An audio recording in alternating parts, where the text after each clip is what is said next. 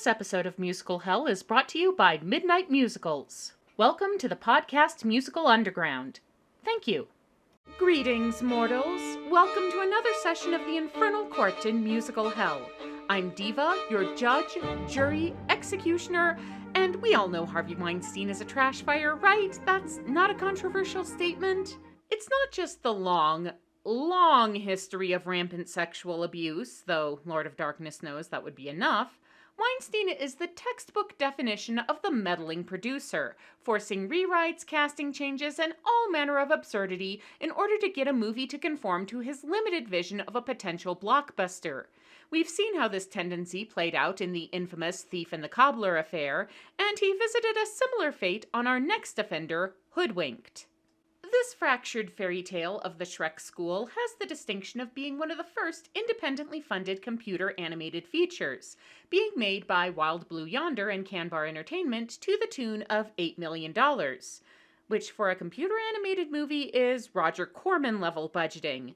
The cast initially reflected this shoestring funding, being first comprised of production staff and family members, and then recruiting low-level celebrities like Patrick Warburton and Andy Dick, and voice-acting warhorses like David Ogden Stiers and Tara Strong. But then they had to find a distribution company, which is where future resident Harvey and brother Bob come into the picture. The Weinsteins had just departed Disney subsidiary Miramax in order to form their own production company and were eager to engage the mouse in a little anything you can do, I can do better. To that end, they insisted on stuffing a few more celebrities into the cast. And even though several cast members like Stiers and Strong had at least some of their parts retained, Sally Struthers and Joel McCrary's work was eradicated entirely in favor of getting Glenn Close and Exhibit on the poster. Which, depending on how it fares in my court, may have been a mixed blessing. So, let's examine the case of Hoodwinked. The movie begins somewhat promisingly with a nice flyover of a pop-up fairy tale book that leads us to Oh Sweet Lucifer! It's me, Red! Right. We need to talk about the look of this movie, but we need to be a little judicious about it, because as we've established, the creators had limited resources. And in their defense, they were trying to do the best they could with what they had. Producer, writer, director Corey Edwards has described the look of the film as deliberately stylized and cartoony, invoking low-tech media like stop motion and puppetry as examples of things that are not slick and polished, but still delight and entertain. But working with such simple tools requires a certain charm and je ne sais quoi to win over the audience. It's why Kermit the Frog is such a beloved character, but your average ventriloquist doll sends people running for the hills. And it's that undefinable something that I feel Hoodwinked lacks. The character design isn't particularly appealing. Red Riding Hood looks like she's in her 40s, and has a limited range of expression that the voice cast is only occasionally able to overcome. It ends up feeling soulless, and that's the worst thing a low-budget movie of any quality can be. We start off with the familiar climactic scene from Little Red Riding Hood, with the wolf poorly disguised as Granny and not taking too kindly to the "what big body parts you have" comments. And Granny, what big eyes you have. Are we just gonna sit around here and talk about how big I'm getting? The wolf demands the contents of Red's basket. Red defends herself with kung fu. Yes, it's going to be one of those fairy tale retellings. Then a tied-up Granny hops out of the closet and a woodsman comes in brandishing an axe, and after the smash cut to the title, a bunch of furry police have descended on the scene. Oh, really? Chief! All right, what do we got? It's a domestic disturbance. Breaking and entering, wielding an axe without a license, intent to eat. I get the picture.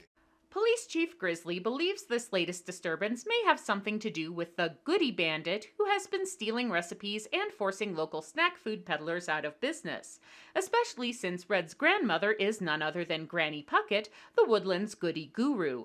Grizzly quickly latches onto the narrative that Red has been smuggling the stolen recipes to Granny, the wolf tried to take them both out of the picture, and the woodsman is just a random psycho. Take them downtown, boys. It's the woods, Chief. We don't have a downtown. This is, I'm afraid, the level of humor we are in for. Take, for example, the introduction of Nicky Flippers, the local gentleman detective who interrupts Grizzly's attempt to open and shut this case, and who looks like he should be a Hercule Poirot parody, but speaks in David Ogden Stiyer's extremely British voice. What's your name? Red, And why do they call you that? why do they call you Flippers?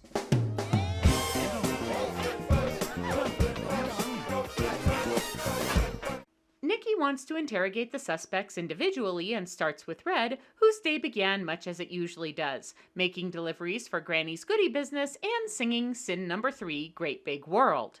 She could never be rude or unkind, but a sad song played at the back of her mind. Oh. The style of the song is aiming for 70s folk rock, but it ends up being meandering and lyrically weak. Red's lack of expression doesn't help either, nor does the vagueness of her motivation, which is just generic, I want adventure in the great white somewhere, protagonist wanderlust. Red has a conversation with a cute rabbit named Boingo, who exposits that he's taken a job running the mountain cable car since his former boss, the Muffin Man, was forced out of business. The epidemic of recipe theft has Red fearing for her grandmother's secret cookbook, which she wants to take out of the shop and to Granny's mountain cabin for safekeeping. But Granny insists the trek is too dangerous for a little girl like Red, who should stick to child-safe activities like riding her bike through a woodland full of carnivorous animals. But a rock through the shop window convinces Red the book isn't safe there, so she prepares to make the dangerous journey up the she takes the cable car. They're gonna shut down everyone in the forest if we're not careful. No! Okay, that was more dangerous than expected, admittedly. A healthy dose of cartoon physics helps Red land unharmed and right in the path of the wolf. Wow, something smells good. Those, goodies in there? I'm not supposed to talk to strangers. No, you shouldn't. Good call. Grizzly now latches onto the wolf as the culprit, but Nikki realizes we're only 15 minutes into the movie and is waiting to see how everything else plays out. Anyway, after Red escapes from the wolf, she continues up the mountain and encounters a yodeling goat who has been cursed to sing everything he says, which, honestly, is not a bad idea for a musical character. Everything? That's right. You just talked! Just now! Did I? Did I? Although a joke like that should wait for more than 2 minutes after his introduction. The goat, Japheth, offers Red a lift in his minecart roller coaster, but this means she must not only deal with his singing, but also a sudden avalanche and being launched into the air and encountering a Star Wars reference. Granny? Use the hood, Red. Red uses her hood to hang glide to safety and Granny's cottage, where we all know what happened next. Having heard Red's side of the story, Nikki next brings in the wolf, who strides in all slow-mo badass style. Don't I get a drink? No. But Red and Grizzly's attempt at a bad cop, badder cop interrogation hits a snag when Nikki recognizes the wolf as an investigative reporter. The wolf has been digging up information on the Goody Bandit for the past 6 months, with the aid of his partner, a hyperactive squirrel photographer named Twitchy, and a variety of questionably tasteful disguises. And I'm talking hot coffee. Hot coffee. All over my neck. Very, very painful. You know, people think a health board examiner doesn't... It's worth noting that the wolf's characterization draws heavily on Chevy Chase in the Fletch movies, which explains not only the aforementioned questionable disguises, but also the knockoff LA Lakers jersey and the healthy dose of snark in his dialogue. Anyway, the wolf spies on Red's deliveries and gets some tips from a sheep informant, leading him to the conclusion that she's stealing the recipes at her grandmother's behest. At which point she falls from the cable car and we get a slightly different interpretation of their encounter, as the wolf's belligerent behavior is the result of getting his tail caught in Twitchy's camera. Please, come back here. Having failed to nab Red's basket, the wolf decides to go directly to Granny's to obtain the necessary evidence. Conveniently, Boingo happens by and tells him a shortcut, and after some cartoon mayhem, he and Twitchy wind up at Granny's cottage, which is empty. Also conveniently, Granny's Goody Empire has resulted in a wide range of merch, and there's a Halloween costume on hand for the wolf to don.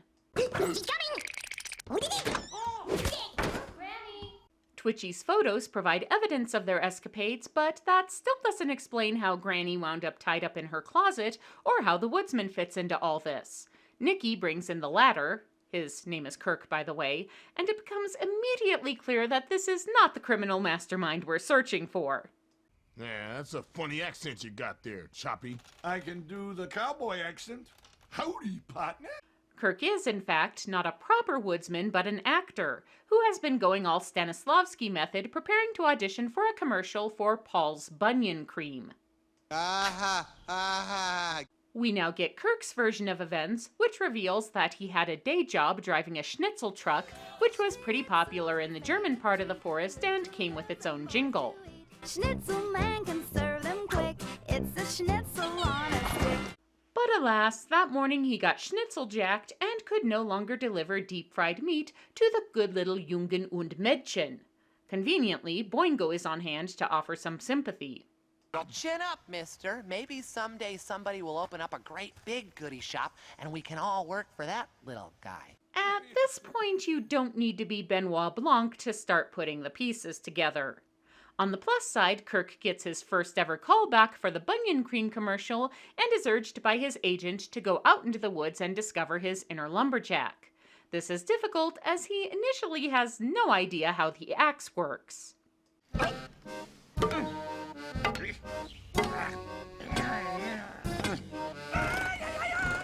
eventually he figures it out and starts going all once-ler around the forest, hacking away at an old-growth tree for much of the afternoon and evening.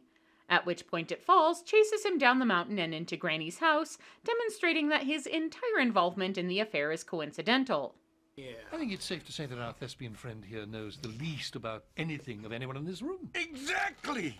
That leaves Granny as the most likely culprit, and indeed, the sweet old lady persona seems far too good to be true, despite Red's assertion that her grandmother doesn't have a deceptive bone in her body. But inevitably, it does turn out that Granny indeed has a deep, dark secret. I never did like the quilting bees and the bingo parlors. I'd rather live life to the extreme. She don't need bling bling, she gotta set away from all the fame and the pain that she brings. Because we've never, ever seen an old person engaging in shockingly unsenior-like activities before. And speaking of same old, this exercise in Rashomon Light doesn't really do enough to avoid falling into a rut. Over half the film is the same sequence of events told from different perspectives, and while there is some variation in them, the differences in Red's and the Wolf's retellings of events being the most obvious, the movie doesn't explore the potential of the unreliable narrator enough. The Wolf, from Red's perspective, is simply slightly menacing when he could be a full-on slavering monster, and the woodsman scene could be going all out with Sound of Music-style Germanic goofiness. As it is, everything has the same 21st century postmodern irony feel, and while it's not as insufferable as some other examples of the breed, it definitely could have taken things to the next level. See, Granny was trying to keep Red away because she was registered for a little X Games style downhill racing. But after an autograph request from the conveniently present Boingo, she runs afoul of a team of sinister thug types, who wreck her ski binding and force her to semi-snowboard down the hill, allowing us ample opportunity to be disappointed in the snow animation.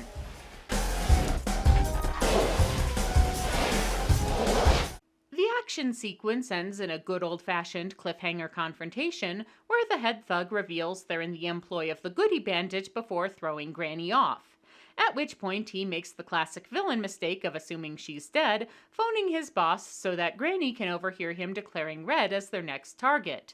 Granny bungee jumps herself back onto the slope, starts an avalanche because, well, someone had to trigger the avalanche that happened in the other sequences, which propels her to the finish line where she base jumps off the mountain for good measure. This is how she winds up flying over Red with some timely advice. Ah, that's my girl. Granny lands at her house just ahead of the wolf, but her chute gets tangled in the ceiling fan, tying her up and tossing her in the closet. Really. Where she was trapped until she used Twitchy to break down the door. Really. I'm taking Granny down, and you're... Granny asserts her innocence in the goody theft, but Red is angry at Granny living a double life and feels her trust has been betrayed.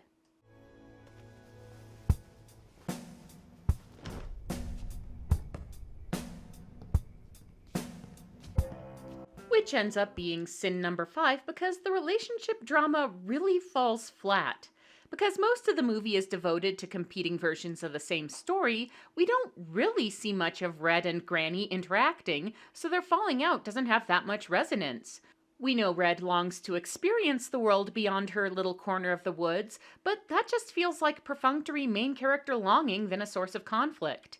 And her walk through the blue-tinted night to a sad song is really trying too hard to force the point.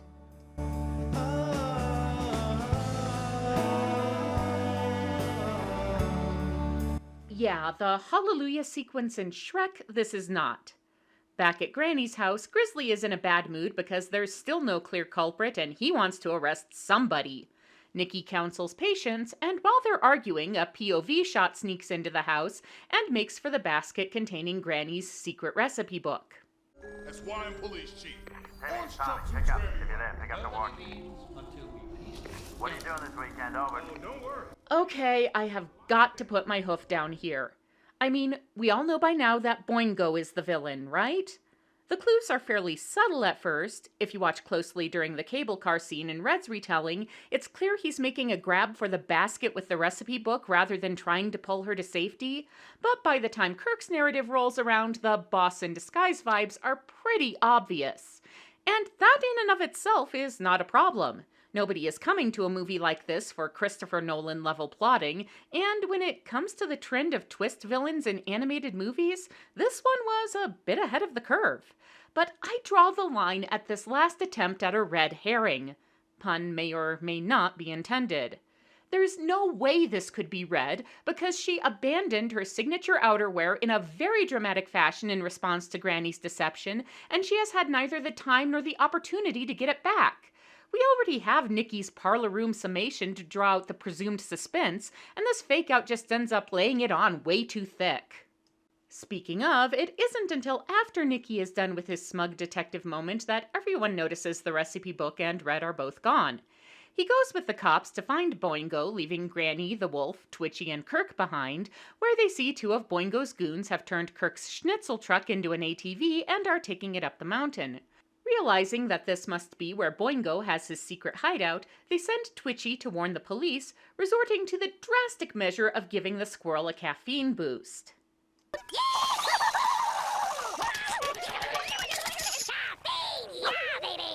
Go get him, boy. Red, meanwhile, has hitched a ride on the cable car and confronts Boingo while he's ranting to his head goon. But unfortunately, Boingo has been practicing his ear foo, and he takes her down and ties her up. Even worse, he forces her to listen to his villain song and sin number 7, Top of the Wood. When you're hopping on down the bunny trail, the critters all seem to look down. You're fuzzy and small, your ears are too tall.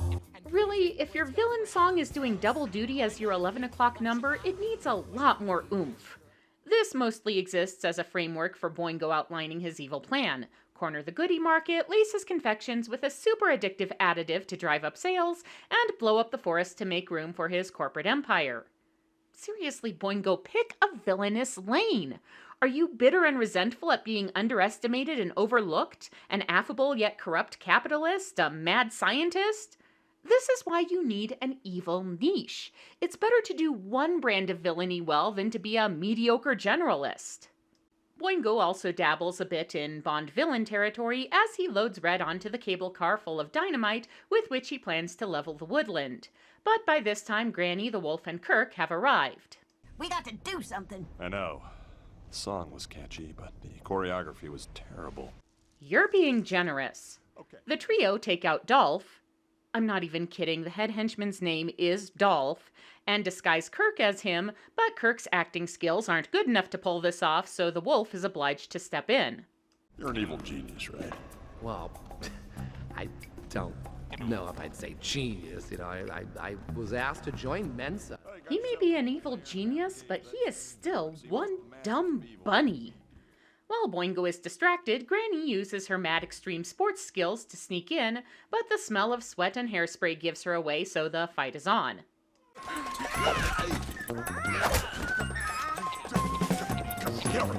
Boingo lights the cable car fuse and sets it in motion, forcing Granny to rail surf to Red's rescue.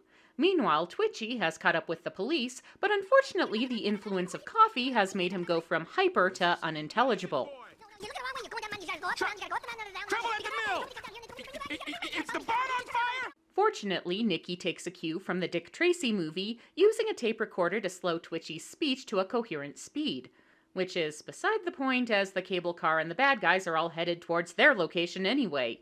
Granny uses Red's hood to pull her to safety in a symbolic gesture before releasing the car into the river while they parasail to safety.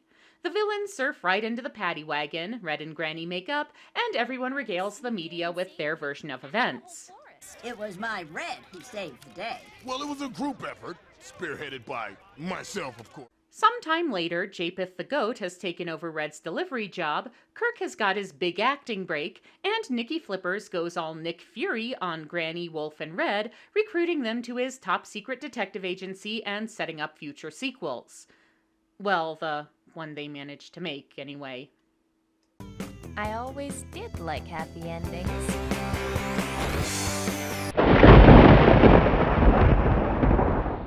Hoodwinked is neither good enough to be a low-budget diamond in the rough, nor bad enough to achieve schlock value.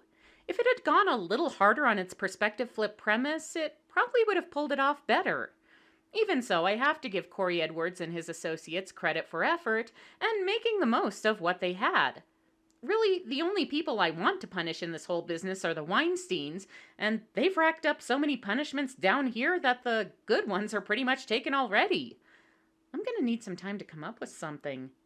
So let it be recorded. This session of the Infernal Court in musical hell is now adjourned.